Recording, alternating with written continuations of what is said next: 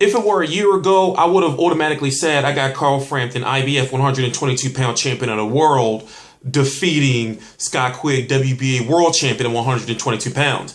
T-Street Controversy. This is T-Street Controversy Live, October the 29th, 2015.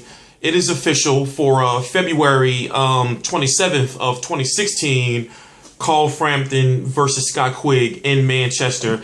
And I'm going to be covering that fight live, and I'm going to be trying to get somebody to that fight to cover so we can get some interviews, things like that. And the reason why I feel that this is more of a 50-50 fight now is because, truth be told, I didn't like the way Carl Frampton looked against Alejandro Gonzalez. And then on the same day, you had Scott Quigg look very good against a former opponent, two-time opponent of Carl Frampton in Kiko Martinez. So I'm thinking you have a classic matchup between, okay, he's the boxer, Carl Frampton. I'm not going to say he's, just a boxer, because he has shown flashes of being able to walk you down. But he's the boxer, the mover, going up against the pressure fighter, power puncher in Scott Quigg. And the way that the much bigger he was, you have to acknowledge that Alejandro Gonzalez, Carl Frampton's last fight, he was a lot bigger than Carl Frampton as far as height-wise. But then also Scott Quigg is about 5'8", 5'9" himself. So he can impose his will and possibly come in the bigger fighter against Carl Frampton and try to bully his way to a win if he could do so. But like I said, he looked really good against Kiko Martinez. And I don't really... Okay, for one, we don't know how comfortable Carl Frampton is at 122 pounds anymore. I have the post-fight interview from our video reporter, Jason Gonzalez, who was down in Texas when Carl Frampton fought Alejandro Gonzalez. And basically, during the post-fight interview, Carl Frampton was talking about maybe moving up to 126 pounds.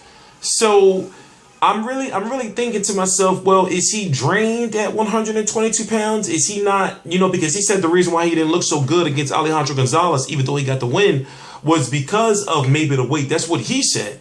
But I'm thinking to myself, well, is Scott Quigg more comfortable at 122 pounds than Carl Frampton at 122? Because that may play a factor in, like if the fight goes the distance or not, whose body will be able to hold up. And if Scott Quigg, the pressure fighter, power puncher, if he's able to still be able to fire with the same, intensity as he would be in round 1 and round 10, 11, and 12. And also, it's going to be interesting to see what kind of Carl Frampton is going to show up. Because as I said before, Carl Frampton is a fighter who can move a lot. And he can box off the back foot. Sometimes when he gets on the ropes, he tends to cover up and take some shots that he shouldn't be taking. But I'm thinking, is he going to be on his bike? Like, is he going to be trying to, what kind of, I'm interested in seeing what kind of game plan he's going to employ. And also if his body will be able to employ that game plan. For example, will he gas out or slow down, kind of like he did in the second half of the Kiko Martinez first fight? So I was just running my mouth for a long little while there. So, it's a big fight. I'm glad it's finally happening. Unification. Of course, Leo Santa Cruz has moved up to 126 pounds. So we can't expect to see a Carl Frampton versus Scott Quigg. It's Carl Frampton or Scott Quigg at and Leo Santa Cruz at 122. Guillermo Rigondeaux, the WBA Super World Champion, is having problems. And then, you have, well, wait a minute. Let me check here real quick. Because I don't want to say the wrong name and then end up looking like an asshole. But it's crazy because you would think that,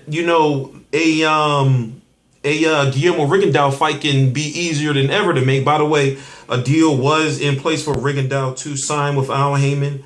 And it fell through. How did it fall through? I don't know. But, Al Haymon doesn't seem like the type of guy that if he calls you once, he's going to call you again. So if you do, so basically, we got that WBO belt free, and you got Nonito Donaire, who was in, it's taking too long to look up what I was going to look up.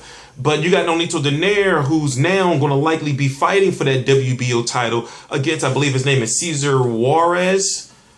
Sometime at the end of this year, and maybe the winner of Carl Frampton versus Scott Quigg, we can finally see versus Nonito Donaire. Now, if Carl Frampton wins, I don't see a Carl Frampton versus Nonito Donaire because of the Al Heyman situation. Carl Frampton is an Al Heyman fighter. But if Cesar Juarez wins, then you would have Guillermo Rigondeaux still the WBA Super World Champion, but you would have Carl Frampton if he wins.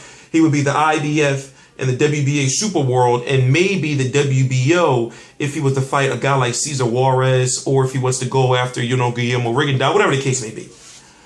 T Street Controversy. This is T Street Controversy Live. I cover every single major fight live. Please subscribe.